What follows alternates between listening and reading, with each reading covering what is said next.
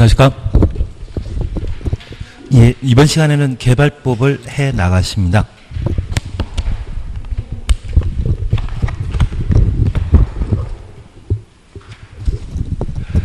(106페이지부터) 보시면 됩니다. 106페이지 보시면 됩니다.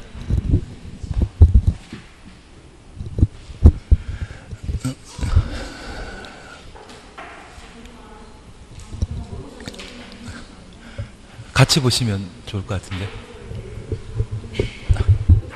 같이 한번 같이 보시죠. 106페이지 보시게 되면 개발계획에 관한 설명으로 옳은 것 찾도록 되어 있습니다. 1번입니다. 개발계획 공모하는 때에는 공모 추천없습니다. 도시개발구역 지정한 후 개발계획 수립할 수 있다. 1번 맞습니다. 2번 필요 없는 이야기고 3번 함께 보십니다. 지정권자는 환지 방식의 도시개발 사업에 관한 개발계획 수립하려면 토지 면적 2분의 1 이상에 해당되는 토지 소유자와 그 지역 토지 소유자 종수 3분의 2 이상의 동의 받아야 된다.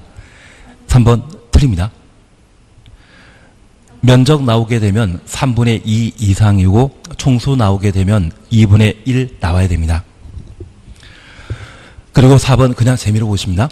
100만 제곱미터 이상의 도시개발구역에 관한 개발계획 수립함에 있어서 주거 생산 등의 기능이 상호 조화 이루도록 노력해야 한다.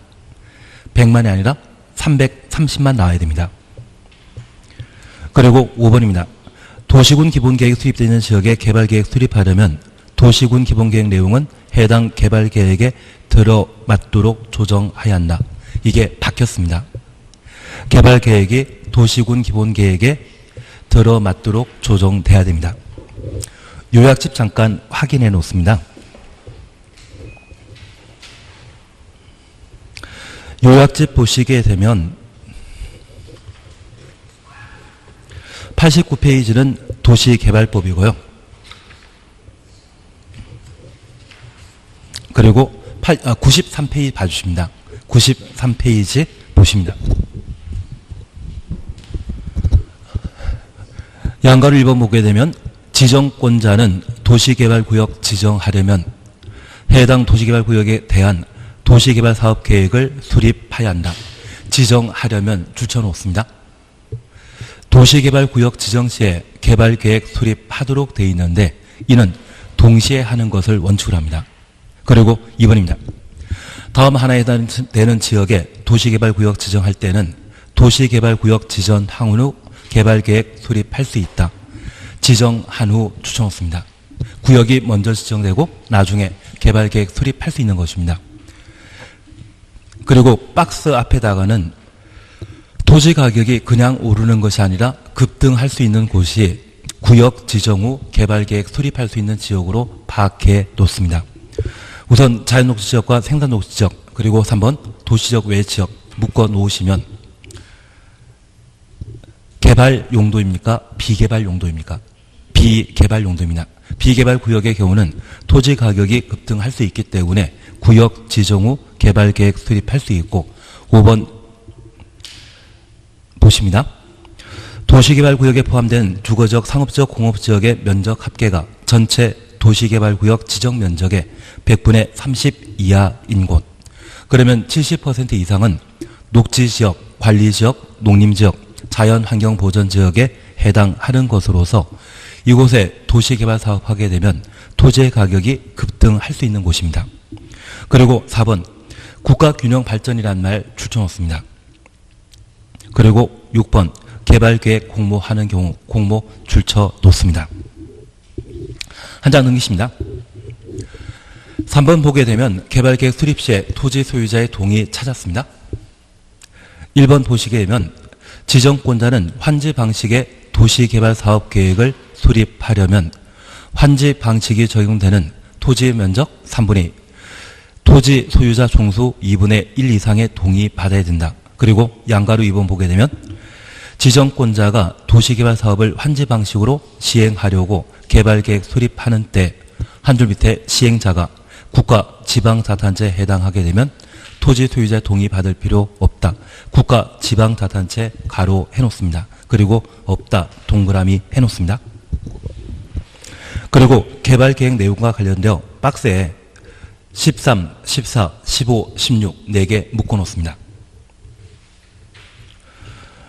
교재 출전 안 되는데 도시개발구역 밖에 기반시설 설치하여야 하는 경우 그 시설 설치에 필요한 비용 부담 계획, 그리고 소용 사용 대상이 되는 토지 등의 세부 목록, 그리고 임대주택 건설 계획, 세입자의 주거 및 생활 안정 대책, 순환 개발 등의 단계적 사업 추진 각각 확인해 놓습니다.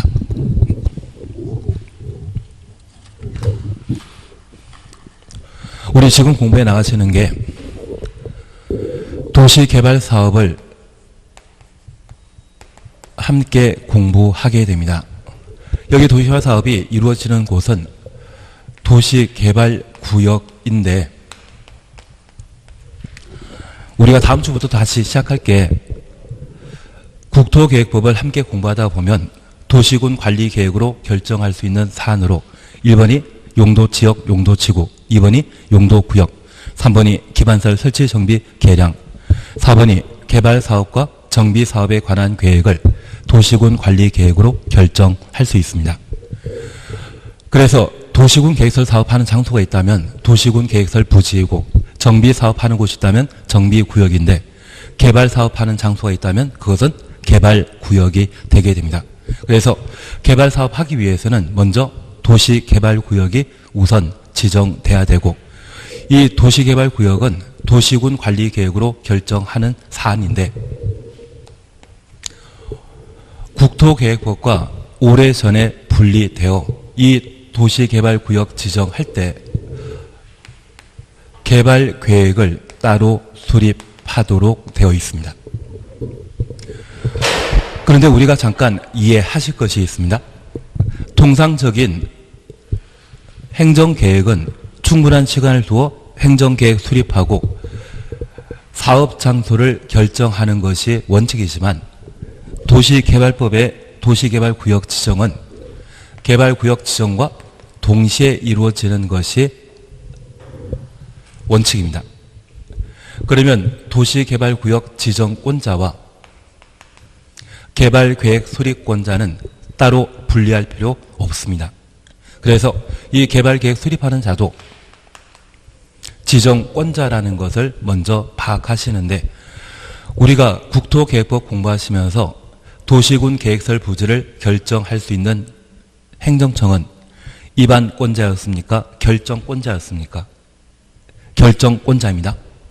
그래서 이 도시개발구역의 지정권자도 원칙적으로 시도지사, 대도시장이 도시개발구역 지정하는 자이고, 예외적으로 국토교통부 장관이 도시개발구역 지정할 수 있는데, 저 지정권자가 개발계획을 수립하도록 되어 있습니다. 그러면 이 지정권자가 개발계획 수립하게 되면 그 수립 시기는 원칙적으로 구역 지정과 동시에 이루어져야 되는데, 도시개발구역으로 지정하고 개발사업이 진행되게 되면 시간이 흐름에 따라 해당 지역의 토지 가격은 많이 올라갑니다. 그런데 그냥 올라가는 곳이 아니라 지가가 급등하는 곳이 있다면 투기를 차단할 목적으로 구역을 먼저 지정하고 개발계획 수립할 수 있습니다. 계획 수립할 때 주민 의견 청취를 거치게 되면 어디에 뭐 만들어지는지 뻔히 소문나게 되고 많은 사람들이 투자를 하게 됩니다. 우리 수업 시간 중에 재미로 SK 하이닉스 반도체가 들어가는 곳이 용인시 처인구 원산면이라는 곳 가끔 들었는데, 제가 최초 지정할 때는 그 동네 허허벌판이었는데 지금은 토지거래 허가구역으로 지정되어 있는 상태이고, 주변 일대도 토지거래 허가구역을 확대 지정하고자 시도하게 됩니다. 우리가 중개사법 공부하시면서 토지거래 허가구역으로 지정된 곳은 땅값 많이 올라갔을 때 투기를 차단하기 위해 지정한 제도라는 것을 익히 들어보셨다고 하면, 그런 투기를 차단하기 위한 방법으로 먼저 구역 지정하고 개발계획 수립하는 방법이 있습니다.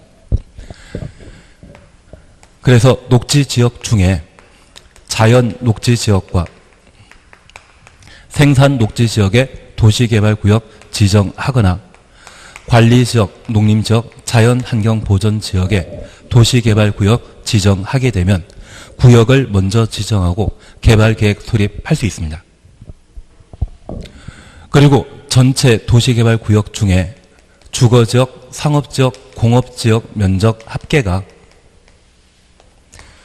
30% 이하라고 하면 나머지 녹간농자가 70% 이상 차지하는 것으로서 대부분이 비개발 용도이기 때문에 도시개발 사업하게 되면 토지의 가격은 많이 올라갈 수 있습니다. 그래서 기본적으로 녹간농자의 경우는 도시개발구역 지정 후 개발계획 수립할 수 있다는 것 하나 확인하시고, 주상공의 경우에는 개발 용도인데 딱 3개이죠.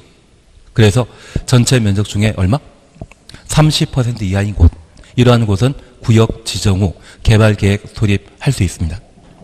그리고 세종시는 도시개발 사업함에 있어서 도시개발구역을 지정하고 국제 공모전을 거쳐 도시개발계획을 확보한 적이 있습니다. 내가 도시개발 사업과 관련된 설계도를 만들고자 한다면 구역이 먼저 지정돼야만 어떻게 개발해 나갈 것인지 설계할 수 있을 겁니다. 그리고 국가 균형 발전을 도모하기 위한 곳이라면 우리가 가끔 들어보신 혁신도시나 기업도시가 여기에 해당하게 되는데, 과거 10년 전에 혁신도시가 지정되었을 때 해당 지역에는 많은 투기가 발생한 적이 있습니다. 그걸 방지할 목적으로 국가 균형 발전을 도모하기 위한 도시개발 사업이라면 구역 지정하고 개발계획 수립할 수 있습니다. 우리 지정권자 누구인지, 개발계획 수립권자 누구인지 확인하시고, 저 개발계획의 수립 시기는 도시개발구역 지정과 동시에 해야 되지만 예외 인정된다라는 것 확인해 놓습니다. 그리고 이런 방법으로 개발계획 수립하게 되면 이 개발계획에는 참 다양한 내용이 담겨야 됩니다. 그래서 이 개발계획에는 17개의 다양한 내용을 개발계획에 반영하고 있는데 딱 하나 기억할 게 있습니다. 지구단위 계획은 개발계획 내용이 될 수 없습니다. 나중에 우리가 함께 공부하시겠지만 저 지구단위 계획은 실시계획 내용일 뿐 개발계획 내용 아닙니다. 그래서 다음 중 개발계획 내용 아닌 것 찾으라고 하면 매번 시험에 나오는 것이 지구단위 계획입니다. 지구단위 계획은 어디에 들어가야 된다? 실시계획 내용이라는 것만 하나 확인해 놓습니다.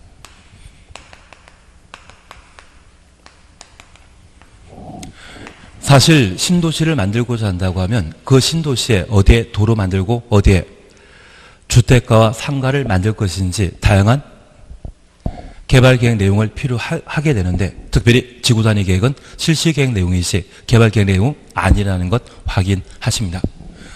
그리고 이 개발계획 수립함에 있어서 시간이 많이 걸리는 경우가 있습니다.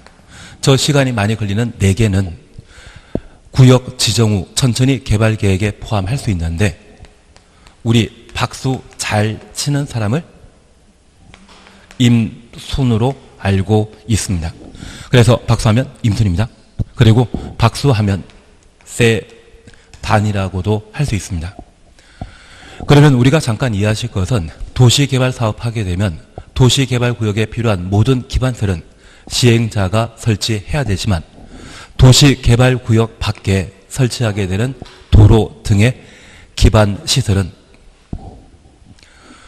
사업시행자의 설치 책임이 아닙니다. 그래서 만약 A라고 하는 구시가지가 있고 B라고 하는 신도시 만들게 되면 서로의 도시 기능을 교류하기 위해 도로망이나 다양한 기반설의 설치를 필요로 합니다.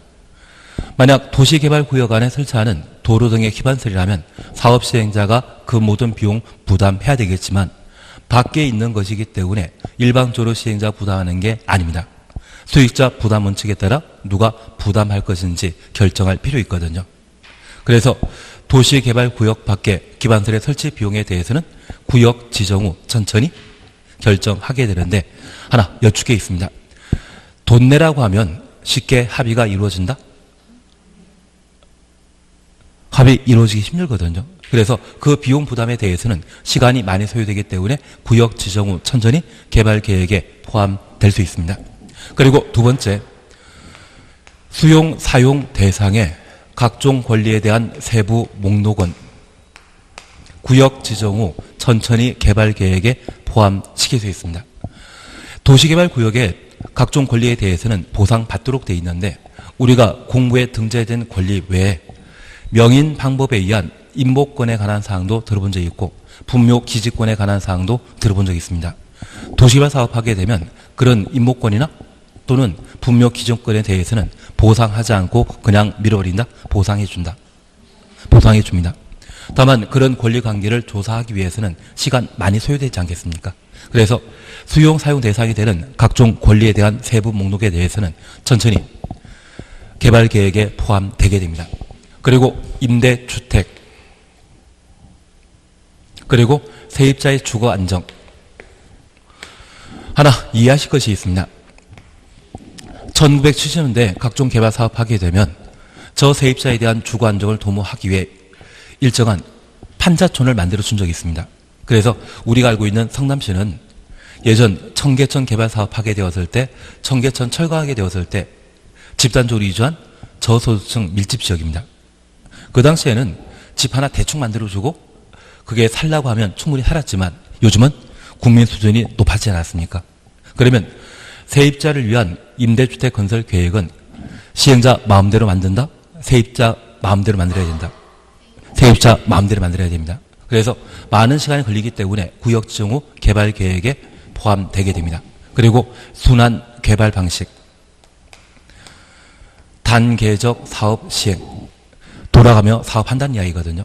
이러한 것들은 천천히 개발 계획에 포함될 수밖에 없습니다. 하나 이해하실 것이 있습니다. 우리 동탄 신도시는, 세종시는 한 방에 만들었습니까? 돌아가며 만들고 있습니까? 지금 돌아가며 만들고 있습니다. 그래서 첫 개발 사업 했을 때 그 개발 사업 이후 부족한 점이 무엇인지 충분히 검토한 상태에서 다음 공구에 대한 개발 사업에 계획 수립하고 돌아가며 사업 시행하게 되면 그에 대한 개발 계획은 천천히 반영될 수밖에 없을 겁니다.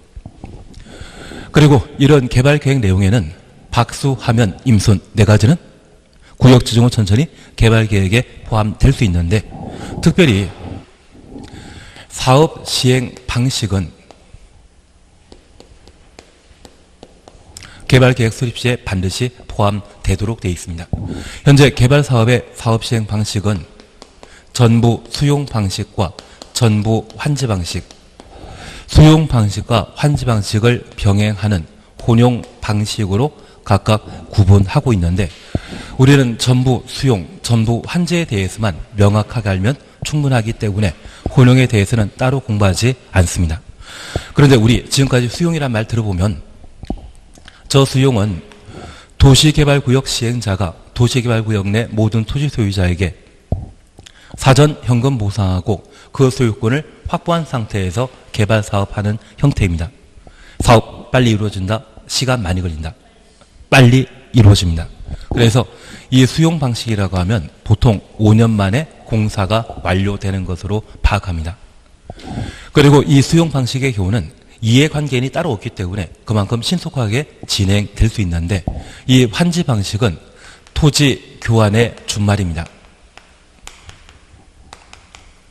그래서 토지의 시자와 교환의 환자를 조합한 말인데 도시개발구역 지정 당시에 여러 형태의 농경지가 존재하면 이곳을 도시개발구역으로 지정하게 되었을 때 도로 등의 기반시설 설치함으로써 네모 반듯한 대지가 만들어지게 되면 종전 토지 소유 재산 가치를 고려해서 개발된 환지를 토지 소유자에게 주는 형태가 환지 방식입니다.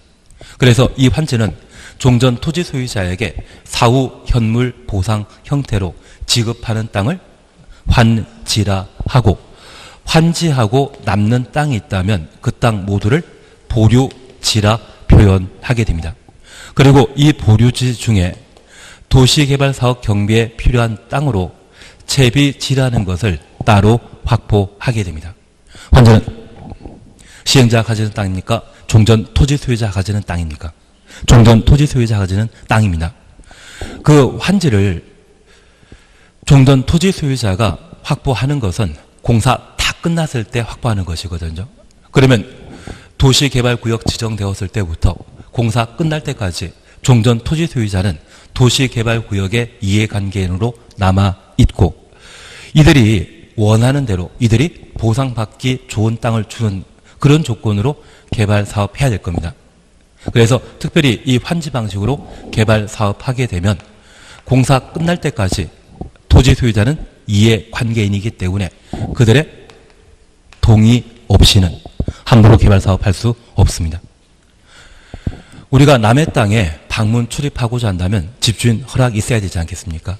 그래서 그 남의 땅에 집을 철거하고 땅을 마음대로 개발하고자 한다고 하면 토지 소유자의 동의 필요하고 그 토지 소유자의 동의 필요한 것은 언제만?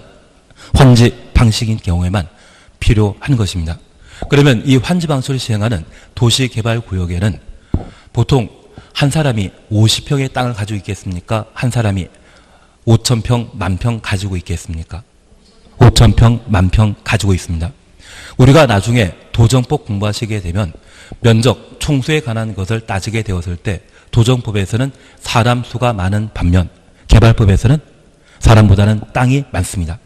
그래서 이 토지 소유자의 동의 얻고자 한다고 하면 도시개발법에서는 면적 3분의 2 이상의 토지 소유자와 토지 등의 소유자 총수 2분의 1 이상의 동의받아 환지 방식의 개발 계획을 수립하도록 되어 있습니다. 다만 우리가 하나 이해하실 것이 있습니다. 이렇게 토지 소유자의 동의 받아야 되는 것은 토지 소유자가 도시개발 사업 끝날 때까지 이해관계인이기 때문에 동의받는 것이고 저 토지 소유자에게 적정한 보상이 이루어지는 것을 확인코자 토지 소유자 동의받도록 되어 있습니다. 다만 이 도시개발 사업 시행자가 공공 중에 국가, 지방자치단체의 경우에는 이 사람은 사리사욕 챙기는 거 아니죠. 아마 도시개발 사업하고 환지 방식으로 토지 소유자에게 환지 주게 되면 가장 공평하게 환지를 지급할 사람일 겁니다. 그래서 우리가 돈을 10,000원씩 또는 1,000원씩 각출해서 피자 한 판을 시키게 되면 피자가 8조각으로 나오는데 그 피자 내가 집은 조각에 소세지 하나이고 옆에 친구는 소세지가 2개 올라가면 마음 상하지 않습니까? 돈 똑같이 냈다고 하면 똑같은 피자 받아야 되는데 그런데 이 국가 지방자치단체의 경우는 가장 공평하게 저 환지를 나눠줄 수 있는 자이기 때문에 토지 소유자의 동의를 따로 필요로 하지 않습니다. 다만 우리가 지금까지 공부하시면서 공공의 경우에는 금융기관에 보증받을 필요 있다? 없었습니다. 금융기관은 돈 낼 필요 있다? 민간은 돈 낼 필요 있다? 없었습니다. 죄송합니다. 갑자기. 민간은 보증받아야 되고 민간은 돈 내야 되고 민간은 토지 소유자 동의 받아야 되는데 공공은 그런 거 필요 없습니다. 대신 공법 전반에 걸쳐 딱 두 군데가 예외 있습니다. 토지 소유자 동의 받을 필요 없는 공공에는 분명 국가 지방자치단체 외 정부 투자기관과 지방공사 포함되는데 도시개발법의 딱 두 가지 경우에는 국가 지방자치단체에게만 예외 인정하고 정부 투자기관 또는 지방공사가 환지 방식의 도시개발 사업의 시행자라고 하면 그때만큼은 토지 소유자 동의 받아야 됩니다. 그 중에 하나가 여기입니다. 그리고 우리는 오늘 함께 공부하시면서 원형지와 관련된 매각 제한 규정을 함께 살펴볼 겁니다. 원형지를 공급받은 자는 최대 10년간 함부로 매각할 수 없는데 국가 지방자치단체의 경우는 그런 매각 제한 기간 없이 매각할 수 있습니다. 그래서 공법상 공공이 아니라 국가 지방자치단체만 특혜 인정하는 것은 개발법상 환지 방식의 개발계획 수립하는 때 국가 지방자치단체는 토지 소유자 동의 받을 필요 없고 정부 투자기관이나 지방공사, 민간의 경우는 토지 소유자 동의 받아야 된다. 그것 확인하시는 게 필요합니다. 그 밖에 개발계획과 관련된 이야기는 크게 문제없는데 우리 방금 하나 살펴보셨습니다.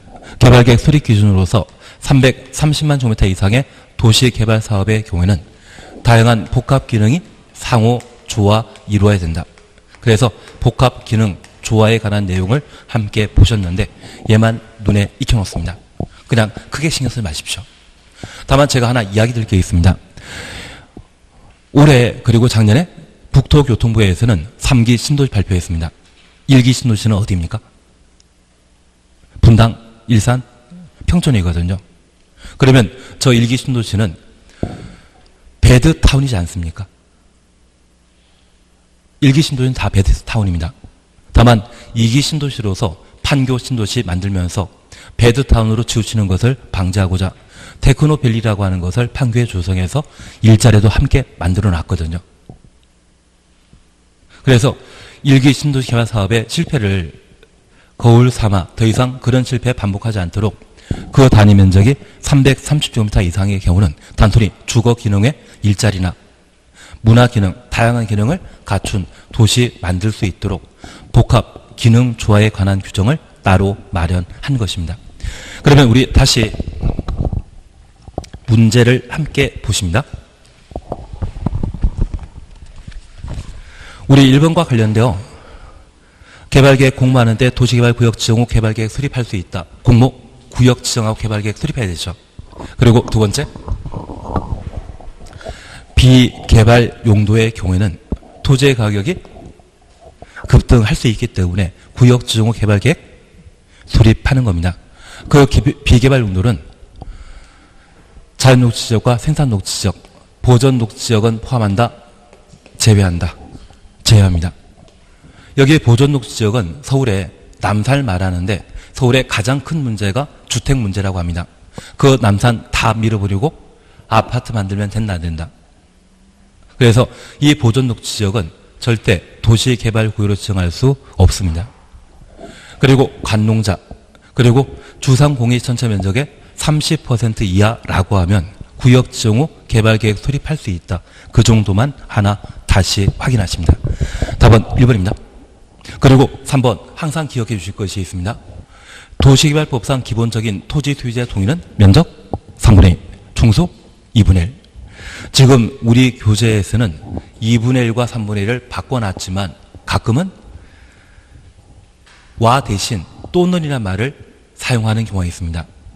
면적 3분의 2 이상 또는 총수 2분의 1 이상의 동의 받아야 된다. 이런 이야기 나올 수 있습니다.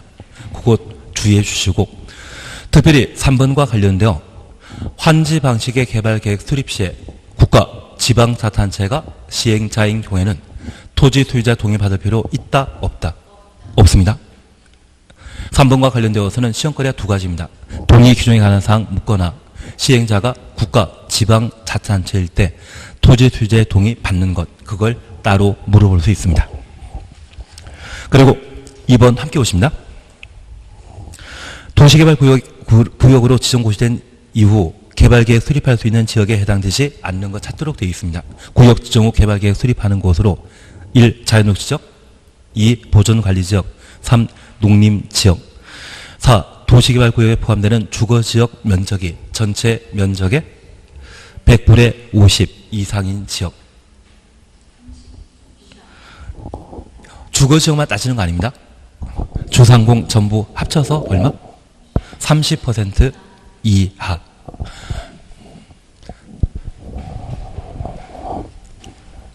그래서 주거지역 면적이 전체 50% 이상인 곳이라고 하면 이제는 토지 가격 급등할 수 있는 여지가 있기 때문에 토지 가격 그냥 올라가는 곳이기 때문에 구역 지정과 동시에 개발계획 수립할 수 있는 곳이고 구역 지정 후 개발계획 수립하기 위해서는 주상공의 면적이 30% 이하인 때 구역 지정 후 개발계획 수립할 수 있다. 그렇게 확인해 놓습니다.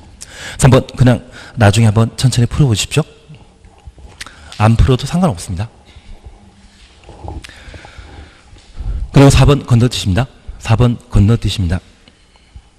5번 안 합니다. 6번 함께 오십니다.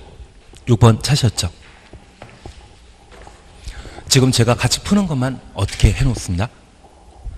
그렇게 해놓으면 개발법의 한 4문제, 5문제까지 해결할 수 있을 겁니다. 푸는 것만 풀어나가십니다. 6번 찾으셨습니다.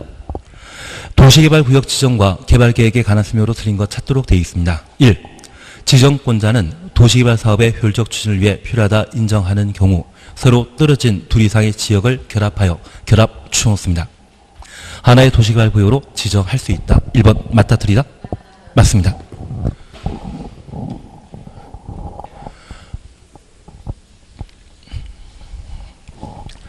우리가 함께 공부하신 도시군 계획 사업은 도시군 계획 시설 사업과 도시 개발 사업, 정비 사업으로 각각 구분하고 있는데 사업을 효율적으로 실시하기 위해 분할하는 방식과 결합하는 방식, 통합하는 경우가 각각 존재합니다. 시설 사업과 관련되어서는 분할 방식만 인정하고 둘 허용되지 않습니다. 반면 도시개발 사업은 분할과 결합할 수 있고 통합에 관한 이야기 없습니다. 정비 사업은 3개 모두 가능합니다. 만약 시험에 도시군 계획설 사업을 결합하여 할 수 있다. 이 말로 하면 무조건 틀립니다. 도시군 계획설 사업은 오직 뭐만? 분할만. 그리고 두 번째 우리 봐주실 것이 이 개발 사업과 관련되어 분할하게 되면 분할한 각각의 도시개발구역 면적은 10,000제곱미터 이상 돼야 되고 결합하게 되면 서로 떨어져 있는 둘 중에 하나는 10,000제곱미터 이상 된 때 결합 방식의 도시개발 사업 할 수 있습니다. 그래서 분할하면 각각 10,000 이상, 결합하면 하나는 10,000 이상. 둘 다 10,000 이상 될 수도 있겠지만 최소 하나는 10,000 이상 돼야 됩니다. 2번입니다. 도시개발구역은 둘 이상의 사업시행지구로 분할하는 경우 분할 추놓습니다. 분할 후 사업시행 지구 면적은 각각 10,000 이상이어야 한다. 그래서 1, 2 묶어놓으시며 결합 방식일 때는 하나는 10,000 이상입니다. 각각 10,000 이상이란 말 나오는 것은 언제만? 분할. 제가 이 결합 이야기 드리는 것은 3기 신도시 발표할 때 남양주 왕숙지구라는 동네가 있습니다. 이 왕숙지구는 왕숙 1지구와 왕숙 2지구로 결합하여 도시개발 사업했는데 붙어 있는 것을 쪼갰다고 하면 그것은 분할이고요. 멀리 떨어져 있는 것을 묶어놨다고 하면 그것은 결합 방식입니다. 그러면 우리 동탄 신도시 들어본 적 있으시죠? 그리고 우리 세종시도 마찬가지겠지만 이 세종시는 한 방에 개발 사업한 것이다? 분할하여 사업하는 것이다. 분할하여 사업하게 되면 분할 시의 각각의 면적은 10,000. 그런데 이번 3기 신도시 중에 왕숙지구의 개발 형태는 분할 방식이 아니라 어떤 방식이다? 결합 방식이면 그것 시사성 있는 문제로 고려해서 특별히 하나 이상은 10,000제곱미터 이상, 분할 시에는 각각이란 말 사용하고 있는 점 확인해 놓습니다. 작년 3기 신도시 지정과 관련된 시사성 있는 문제로서 올해는 해주실 것이 결합 방식을 해주시는 게 필요하고 지금 분할하는 때에는 10,000제곱미터 앞에 무엇이라 되어 있습니까? 각각. 결합이란 말 쓰게 된다고 하면 그때는 하나는 10,000 이상입니다. 둘 다 돼도 상관없고 최소 하나는 그 면적은 10,000 이상일 것. 시사성 있는 문제로 파악해놔야 됩니다. 그리고 3번입니다. 세입자의 주거 및 생활안정 대책에 관한 사항은 도시개발구역 지정 후 개발계획에 포함시킬 수 있다. 매번 물어보는 게 이겁니다. 조사하는 시간이 많이 걸리기 때문에 17개 도시개발계획 내용 중에 박수하면 임수, 박수하면 세단. 만약 임대주택, 순환개발 이거 빼버리면 세입자의 주거안정, 대책 마련한 것과 그리고 단계 사업 추진. 그래서 박수하면 임순 아니면 박수하면 세단. 이 네 가지에 대해서는 구역 지정 후 천천히 개발 계획에 포함할 수 있다. 그리고 마지막으로 기억하실 것은 저 개발 계획 내용에는 실시 계획은 내용 된다 안 된다. 내용이 될 수 없다라는 것 확인해 놓습니다. 4번입니다. 지정권자는 도시개발 사업을 환지 방식으로 시행하려고 개발계획 수립할 때 시행자가 지방자치단체인 경우 지방자치단체에 줄쳐 놓습니다. 토지 소유자 동의 받아야 된다. 국가 지방자치단체가 사업 시행자인 때는 토지소유 동의 받을 필요 없었습니다. 대신 국가 지방자치단체이신 정부 투자기관이나 지방공사가 시행자인 경우는 토지소유자 동의 받아야 되죠. 그 동의 요건은 면적 3분의 2, 면적 3분의 2, 총수 2분의 1. 그래서 4번 틀린 지문입니다. 시행자가 국가 지방자치단체인 경우에는 동의 생략된다는 것 하나 확인해 놓습니다. 도시군 기본계획 수립되어 있는 지역에 개발계획 수립하려면 개발계획 내용은 도시군 기본계획에 들어맞도록 해야 된다. 그러면 우리 잠깐 이해하실 것이 있습니다. 우리가 방금 도시개발계획은 개발구역 지정과 동시에 개발계획 수립하도록 되어 있습니다. 그러면 이 개발계획은 도시개발구역 지정 시에 필요한 행정계획인데 구속력 있는 집행계획이다. 구속력 없는 방향 잡아주는 계획이다. 구속력 있는 집행계획입니다. 그래서 이 개발계획은 도시군 관리계획과 동일한 법적 지위를 가집니다. 도시군관리계획은 광역도시계획과 도시군 기본계획에 부합해야 되죠. 광역도시계획과 도시군 기본계획은 도시군관리계획의 상위 계획입니다. 그래서 이 개발계획도 도시군 기본계획에 부합해야 된다. 그걸 들어맞도록 한다. 다시 우리 이해하실 것이 있습니다. 우리가 국토계획법 함께 공부하시면서 도시군 관리계획으로 결정할 수 있는 네 번째 사항이 도시개발 사업에 관한 계획과 정비사업에 관한 계획을 도시군 관리계획으로 결정할 수 있다. 그렇게 공부한 적이 있습니다. 그러면 저 도시개발구역 지정하는 것도 도시군 관리계획에 따라야 되지만 아주 오래전에 도시개발법이 국토계획법에서 분리되었거든요. 원래 하나로 되어 있던 법이 많아진다 보니 점점 쪼개지게 되었습니다. 그러면 이 도시개발구역 지정할 때 원칙적으로는 도시군관리계획으로 결정해야 되지만 법이 분가되다 보니 저 도시군관리계획이 이 법에서는 뭐라 표현한다? 개발계획이거든요.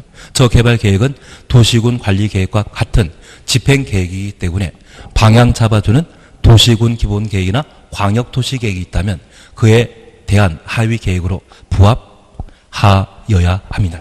그래서 도시군 기본계획 수립되어 있는 지역에 개발계획 수립하려면 개발계획 내용은 도시군 기본계획에 들어맞도록 해야 한다. 부합해야 한다가 낫습니까? 들어맞도록 해야 한다가 낫습니까? 부합은 한자이고 들어맞도록 해야 한다는 한글이기 때문에 법을 한글로 순화시키다 보니 이런 훌륭한 표현을 만들어낸 것 같습니다. 크게 의미 두지 마십시오. 그냥 부합의 의미이죠. 7번 절대 푸는 거 아닙니다. 7번은 절대 푸는 거 아닙니다. 7번은 절대 풀지 말자. 8번 안 합니다. 필요 없습니다. 그리고 112페이지의 도시개발구역에 관한 사항을 함께 살펴놓습니다. 1번 풀 필요 없습니다. 1번 풀 필요 없습니다.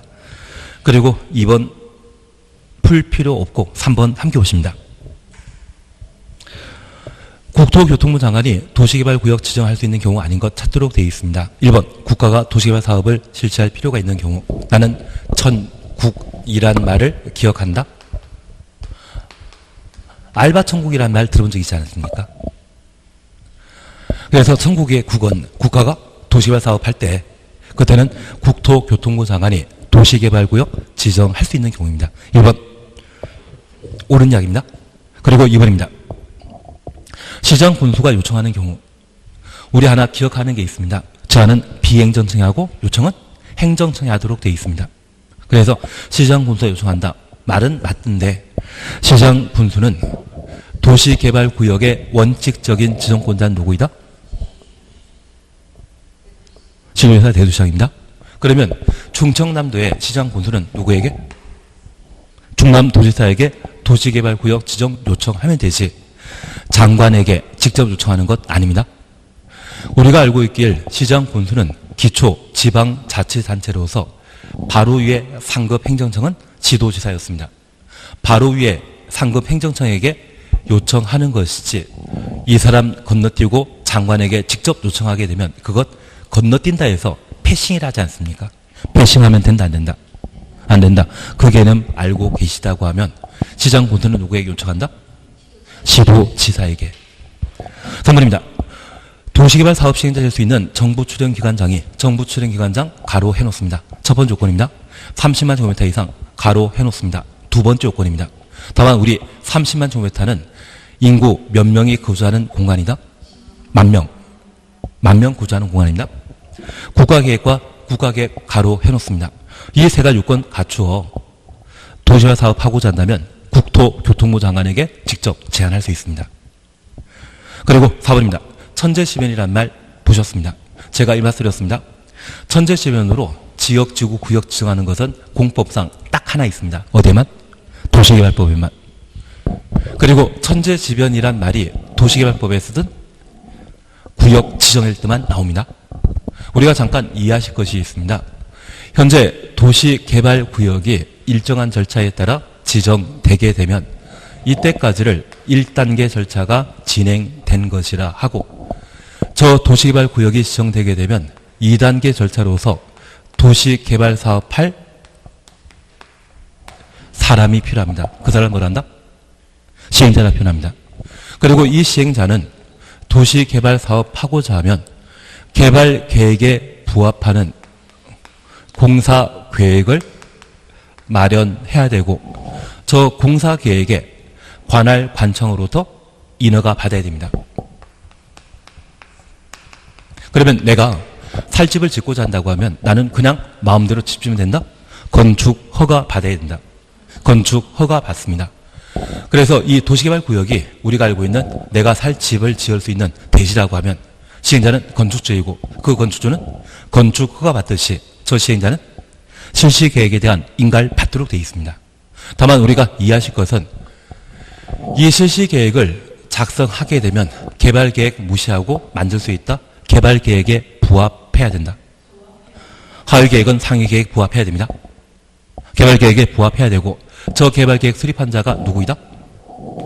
지정권자라고 하면 저 개발계획에 부합하는 실시계획인지를 가장 잘 알 수 있는 자는 지정권자라는 것 기억해 놓습니다. 그리고 제가 하나 이야기 드릴 것은 도시개발 사업에 있어서는 막대한 자금 조달 능력과 기한 내 도시개발 사업을 완성시키는 게 중요합니다. 그래서 국가가 도시개발 사업 시행자 되고자 하는 때에도 지정권자에게 지정받은 때에만 도시개발 사업을 할 수 있습니다.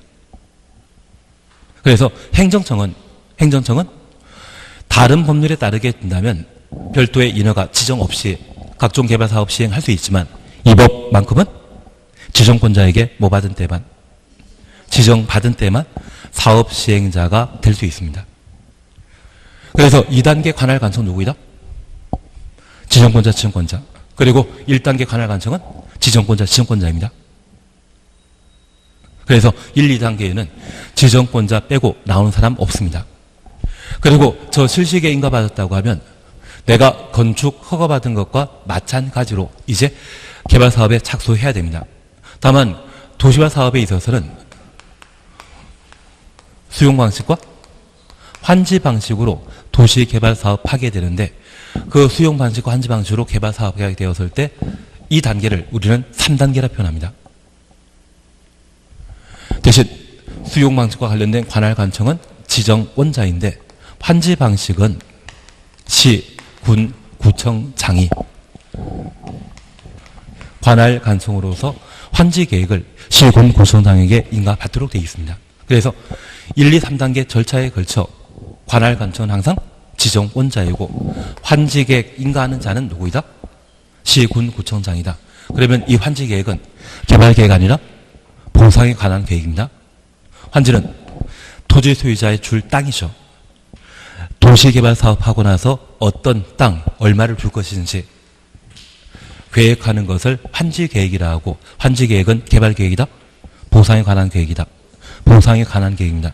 이 보상에 관한 계획은 우리가 가장 가까운 행정청인 시, 군, 구청장의 인가를 받도록 되어 있습니다. 그리고 공사 다 끝나면 수용 방식으로 개발했다고 하면 분양하는 것이고요. 환지 방식으로 개발 사업했다고 하면 환지 줘야 되죠. 그래서 환지를 준다. 환지 처분 공고하고 환지 처분 공고한 다음 날 종전 토지를 대신해서 토지 소유자에게는 환지를 제공하도록 되어 있습니다. 그런데 하나 이해하실 것이 있습니다. 저 환지받게 되었을 때 종전 토지도 계속 소유하면 이것 부당이득이죠.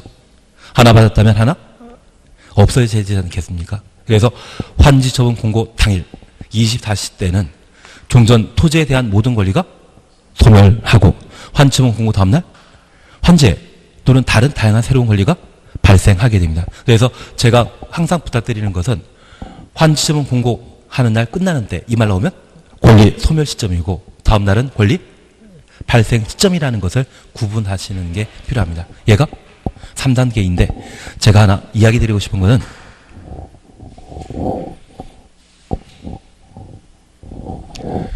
이 3단계에 걸친 3단계를 걸친 제도들 중에 천재지변 있다 없다? 천재지변으로 긴급한 상황이 발생했을 때 시, 군, 구청장을 또는 정부 투자기관 중에 주택공사를 사업시행 주장한다? 이런 거 없습니다. 천재지변에 긴급한 상황이 인정되는 때 실시계획 뭐 누구한테 인가 받는다 이런 이야기가 다 없습니다. 천재지변과 관련된 사항은 오직 어디에서만? 도시개발구역을 국토교통부 장관이 지정하는 때에만 천재지변 나오는 겁니다. 하나 다시 기억하실 것은 이 환지계획 수립하게 되면 환지계획은 사후 현물 보상에 관한 계획으로 토지 소유자의 동의 또는 이해관계인의 공람 절차 필요하거든요. 천재지변으로 긴급하게 환지계획 수립하는 때는 토지 소유자 동의 필요 없다 또는 주민 공람 절차 필요 없다 이 말 나오면 틀립니다. 천재지변이라고 앞에 말 붙여주는 것은 어디에만? 도시개발구역을 국토교통부 장관이 지정하는 경우에만 등장하지 나머지 천재지변이라는 말 나온다 안 나온다? 안 나온다. 그것 잡아주시는 게 필요합니다. 5번입니다. 도시화 사업이 필요하다 인정하는 지역이 둘 이상의 시도, 대도시에 걸치는 경우 시도의사, 대도시장은 지정권자에 대한 협의 성립되지 아니하는 경우 가로 해놓습니다. 그러면 우리 이렇게 잠깐 이해하십니다. 하남 유래지구에 대한 개발 사업을 최근 열심히 하고 있는데 이 하남 유래지구는 일부는 서울 강동구이고요. 일부는 하남시이고 일부는 성남시에 걸쳐 있습니다. 서울특별시와 경기도 대도시, 성남 그리고 경기도에 걸쳐 도시개발 사업이 이루어지고 있는데 이러한 곳에 도시개발 사업과 관련된 지정권자를 지정하게 되면 공동 지정권자 없습니다. 만약 지정권자가 여럿이라고 하면 배에 사공이 많았을 때 배는 산으로 올라가지 않습니까? 그래서 행정계획 수립하는 때는 공동 수립 가능한데 각종 개발 사업과 관련된 것은 공동 지정권자는 없습니다. 그래서 이 세 개 행정처 중에 누가 도시개발 사업의 지정권자일 것인지 합의하여 결정하도록 되어 있는데 합의가 쉽게 이루어진다? 거의 힘들다? 거의 힘듭니다. 만약 그런 경우라면 국토교통부 장관이 도시개발구역의 지정권자가 될 수 있는 겁니다. 취지는 이해하시겠습니까? 예. 그래서 3번은 답을 2번 해오시는데 우리 전국이라는 말 기억하시면서 이는 둘 이상의 시도 대도시에 걸쳐 도시개발구역이 지정되면 서로 협의하여 지정권자를 지정하도록 되어 있습니다. 협의가 불성립하게 되면 누가? 국토교통부 장관이 도시개발구역 지정할 수 있습니다. 그래서 제가 부탁드리는 것은 만약 시험에 도시개발구역이 둘 이상의 시도, 대도시에 걸친 경우 국토교통부 장관이 도시개발구역 지정할 수 있다. 이 말 나오면 틀립니다. 걸치기만 해서가 아니라 그 다음에 뭐? 협의 성립되지 않을 때? 협의 불성립이라는 말 나왔을 때 그제서야 국토교통부 장관이 도시개발구역의 지정권자가 될 수 있습니다. 4번 그냥 지나십니다. 4번 그냥 지나가십니다. 그냥 잠깐 보십니다. 도시개발구역 지정 제한할 수 있는 자가 아닌 것 찾도록 되어 있는데 1. 도시개발조합 찾으셨죠? 하나 알려진 게 있습니다. 여기 도시개발조합은 도시개발구역 지정 이후 조합이 설립되게 되면 저 조합은 지정권자에게 도시개발사업 시행자 지정받아 도시개발사업을 할 수 있습니다. 저 조합은 2단계에서만 만들어지지 1단계에서 미리 만들어지는 게 아닙니다. 그러면 도시개발구역 지정 제한은 미리 해야 되는 것이죠. 구역 지정 전에 미리 제한해야 되는 것이죠. 조합은 구역 지정하기 전에 만들어진다? 구역 지정 이후에 만들어진다. 이후에 만들어지게 되면 제한할 수 있다? 없다? 없습니다. 그래서 조합은 언제 만들어진다? 구역 지정 이후 만들어지기 때문에 지정 제한할 수 있는 자가 될 수 없습니다. 5번은 쉬었다 하십니다. 5번은 쉬었다 하십니다.